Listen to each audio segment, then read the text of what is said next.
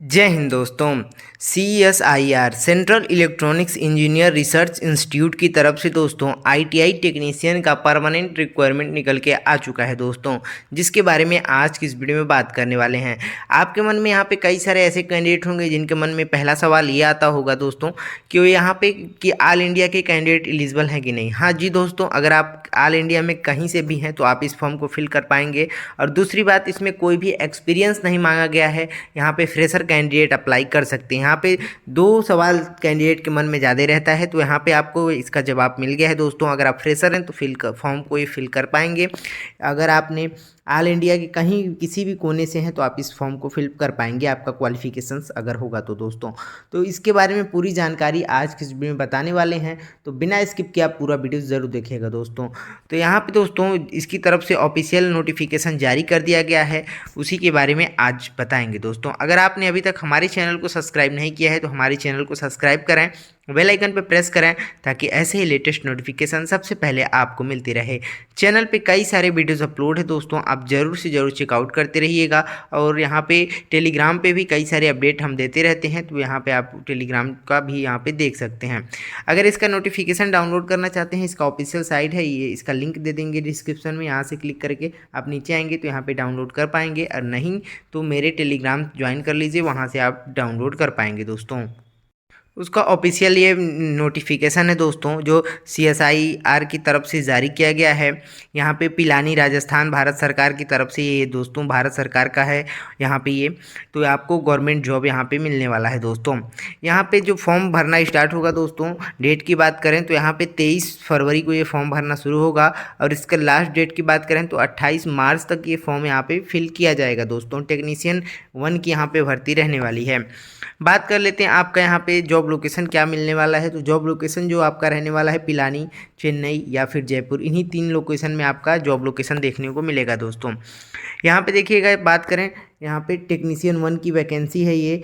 SC में 5, ST में 4, OBC में 5, EWS में 3, PW में 2, OH में 1, यहाँ पे फिर UR में यहाँ पे देखिएगा 9, टोटल यहाँ पे 28 सीट यहाँ पे रखा गया है दोस्तों। पे लेवल आपकी दूसरी नंबर की पे लेवल की सैलरी मिलेगी 19,900 से लेके 63,200 तक की आपकी सैलरी देखने को मिल जाएगी। अप्रॉक्स आपका यहाँ पे 27,248 रुपये सैलरी देखने को मिलेगी दोस्तों। एज आपकी 28 से ज़्यादा नहीं होनी चाहिए। यहाँ पे जो काउंट किया जाएगा, एक एज आपका 1/3/2024 के हिसाब से काउंट आप कर लीजिएगा दोस्तों। आपको एज रिलैक्सेशन भी मिल जाएगा, और कई सारे अलग अलग यहाँ पे एज रिलैक्सेशन है, तो उसको मैं आगे बताऊंगा। तो आपको अगर एलिजिबल होंगे तो आपको उस अलग से देखने को यहाँ पे मिल जाएगा दोस्तों। बात कर लेते हैं सबसे पहले हम कि कौन कौन से ट्रेड हैं जो यहाँ पे फॉर्म को फिल कर पाएंगे। तो यहाँ पे देखिएगा, सबसे पहले इलेक्ट्रीशियन में जो सीटें हैं 10 सीटें रहने वाली हैं दोस्तों। UR में 3, SC में 2, ST में 2, OBC में 2, EWS में 1 सीट, यहाँ पे टोटल 10 सीट रहने वाला है। इसमें आपका 10th पास आउट होना चाहिए, 55% या उससे ज़्यादा होना चाहिए, 55% से कम नहीं होना चाहिए।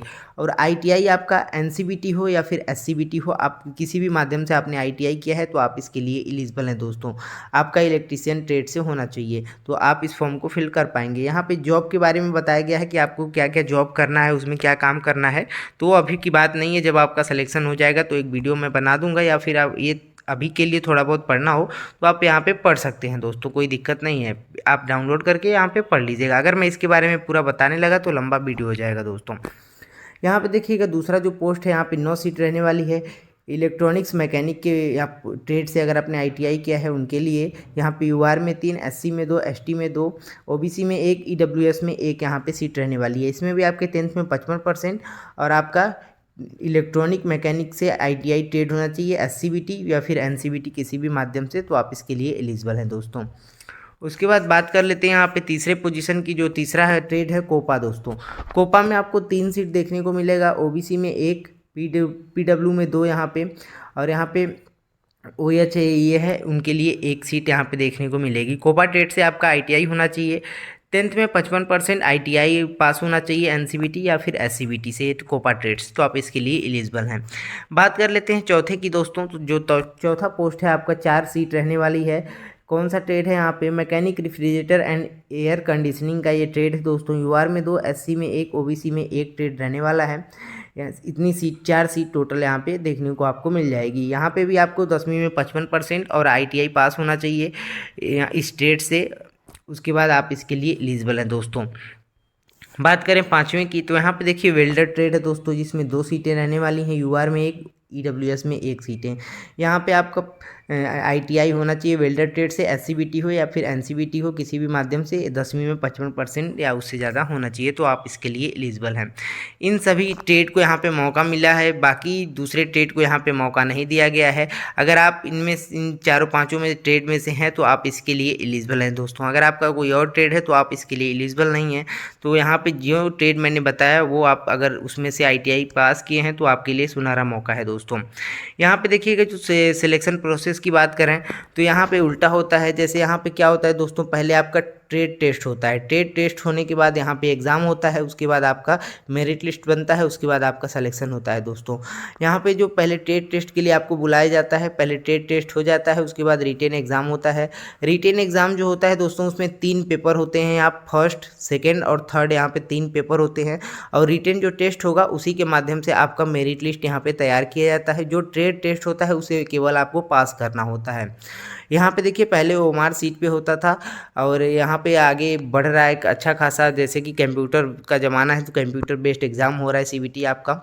तो यहाँ पे देखिए बताया गया है OMR बेस पे भी हो सकता है या फिर कंप्यूटर पे भी हो सकता है। जब यहाँ पे आएगा इन्फॉर्मेशन इसके बारे में कि ऑफिशियली किस में होगा, OMR सीट में होगा या फिर कंप्यूटर बेस्ड एग्ज़ाम होगा, तो आपको बता दिया जाएगा। हालांकि इसमें बताया गया है कि दोनों में से किसी भी प्रकार से आपका एग्ज़ाम हो सकता है दोस्तों। उसके बाद यहाँ पे बात कर लेते हैं आपका यहाँ पे जो स्टैंडर्ड एग्ज़ाम का क्या रहने वाला है। तो आपको 12th लेवल पे एग्ज़ाम का स्टैंडर्ड आपको क्वेश्चन पूछे जाएंगे दोस्तों इसमें आपको। तो जैसे ITI को 12th लेवल का मान लिया गया है उसके हिसाब से ऐसे ही 12th स्टैंडर्ड के क्वेश्चन यहाँ पे पूछे जाएंगे। और आपका जो एग्ज़ाम होगा हिंदी और इंग्लिश लैंग्वेज में हो सकता है, इंग्लिश में भी और हिंदी में भी, 2 लैंग्वेज में होगा दोस्तों।